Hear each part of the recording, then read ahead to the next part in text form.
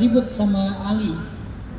Sehingga Ali itu kalau lagi dimarahin Fatimah, Ali suka pergi ke masjid dan tidur di tanah. Karena masjid waktu itu kan tidak ada lantai keramik ya. Jadi dia tanah aja. Sehingga Ali tidur di tanah. Pas bangun-bangun tuh kepala Ali tuh udah banyak tanah, banyak debu gitu. Maka gara-gara itu Ali punya julukan dari Rasulullah namanya Abu Turab, bapak tanah, bapak debu. Jadi kalau Ali lagi punya masalah dengan Fatimah, biasanya Nabi tahu kepala Ali itu banyak debu, berarti dia semalam tidur di masjid. Sehingga Nabi manggil Ali, ya Abu Turab, wahai bapak tanah, ada apa dengan anak saya? Enggak ya Rasulullah, Fatimah baik-baik aja ya Rasulullah. Ali nggak mau menjelek-jelekan atau membuka aib keluarganya, bahkan kepada mertuanya yang solih seperti Rasulullah. Tapi Nabi kan mertua yang baik ya, yang support system banget ya buat menantunya, buat anaknya. Sehingga Nabi bilang gini kepada Fatimah, Fatimah, coba Fatimah belajar kepada Asma, karena Asma itu ahli surga. Padahal kan Fatimah juga ahli surga kan? Tapi disuruh belajar kepada Asma. Coba Fatimah belajar kepada Asma. Asma itu ahli surga.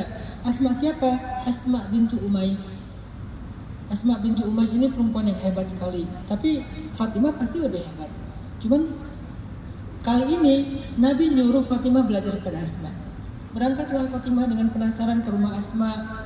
Kenapa Nabi nyuruh saya belajar kepada Asma? Ada ilmu apa yang dimiliki Asma yang saya nggak punya gitu kan?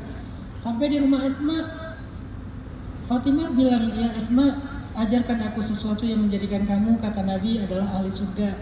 Asma menangis karena terharu. Masya Allah, wahai Fatimah, harusnya saya yang belajar sama Fatimah. Fatimah kalau butuh apa-apa panggil aja, biar saya yang datang ke rumah Fatimah, jangan Fatimah yang datang ke rumah saya. Gak pantas seorang Fatimah datang ke rumah Asma. Fatimah, gak ada apa-apa yang saya miliki untuk diajarkan kepadamu. Kata Fatimah, gak mungkin wahai Asma. Rasulullah itu pasti mengatakan yang benar.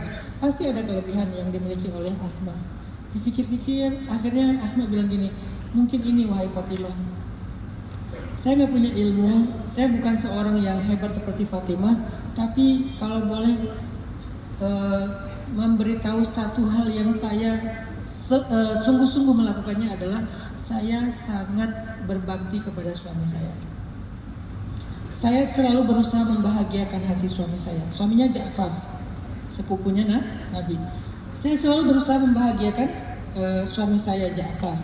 Ketika dia pulang, saya akan menunggu dia dengan berdandan yang terbaik, sehingga dia melihat saya dengan dandanan yang terbaik. Dia bahagia. Ketika dia sampai di rumah, saya masak dia makanan yang terbaik. Dia makan, saya tungguin dia makan.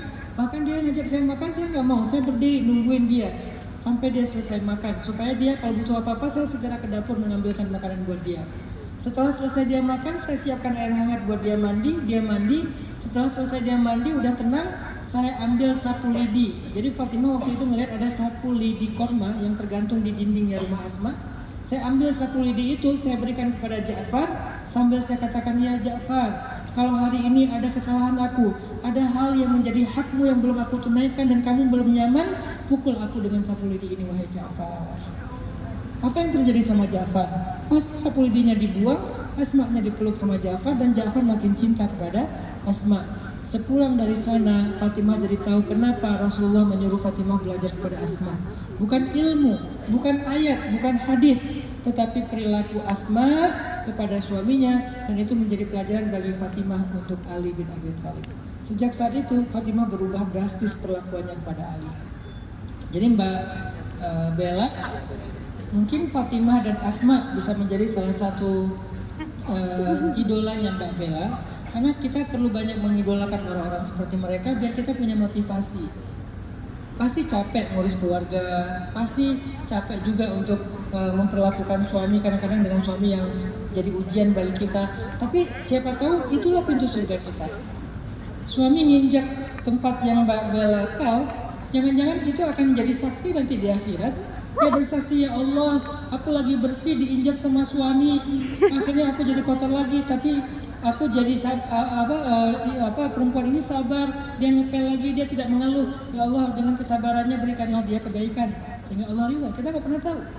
La tahkiranna minal ma'rufi syai'a, kata Nabi. Janganlah kalian meremehkan amal soleh walaupun kecil.